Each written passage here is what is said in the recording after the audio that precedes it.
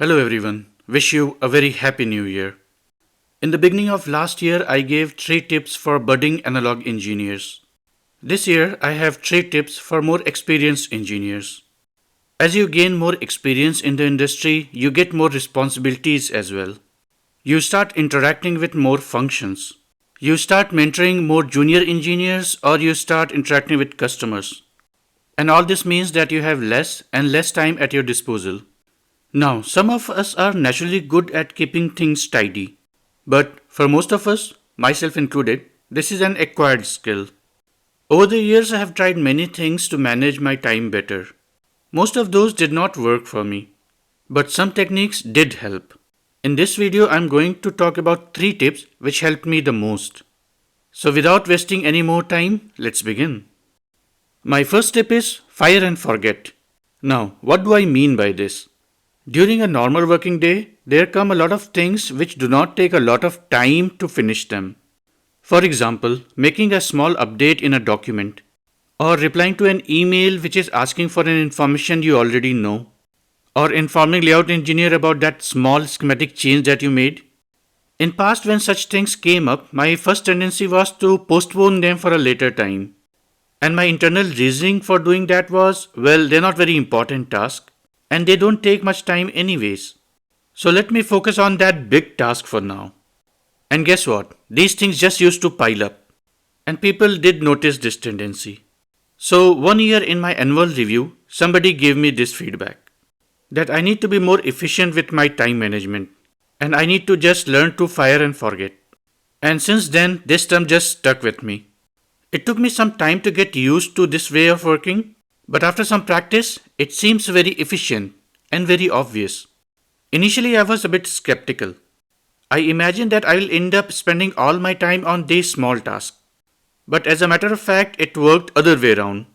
By finishing those small tasks on the spot, I had more brain space for those big tasks. In fact, now I have expanded this technique to the tasks which take little bit more time. This is the technique which has helped me the most. So try it yourself and tell me whether it works for you as well or not. Okay, let's move to the second tip. The tip is put your task on calendar. Want to finish that design that you started last week? Put it on your calendar. Want to take a detailed look at that board layout? Put it on your calendar. Want to complete that long pending paper or patent draft? You guessed it. Put it on your calendar. So the basic idea is that any task which is going to take a big chunk of your time, you need to make an appointment with yourself and put those tasks on your calendar. So I read this tip at a few places, but I was reluctant to try it out. Then I had this mentor who was very good at managing his time. So I was discussing with him how I struggle with keeping up with my tasks and was wondering how he can do it. And then he described this technique to me. And only after that I started trying it. And guess what? It really worked for me. There are a couple of advantages of booking a slot on your own calendar. You tell the world that I am busy. And second, you have a realistic estimate of how much time you have for the given task. As a side effect, you also become more selective with where you spend your time. Do you really need to go in that meeting? Does this review really need me? You know, those sort of things.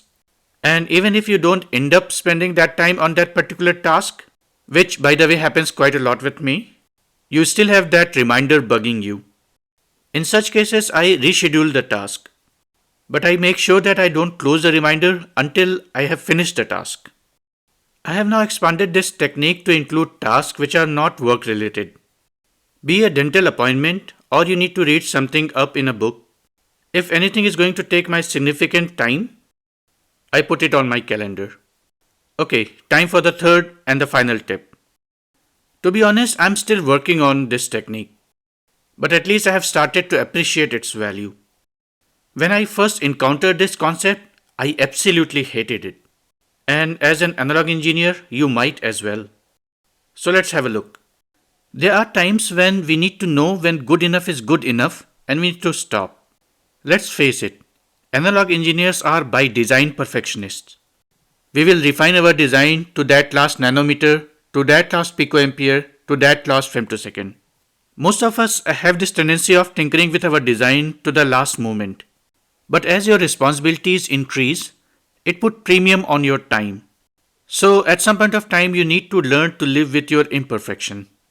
And that means leaving the design when it is good enough. Now, I must caution that it doesn't mean that you make a sloppy design. But it may mean that 1.6 micrometer will do, even though optimum length would have been 1.57 micrometer.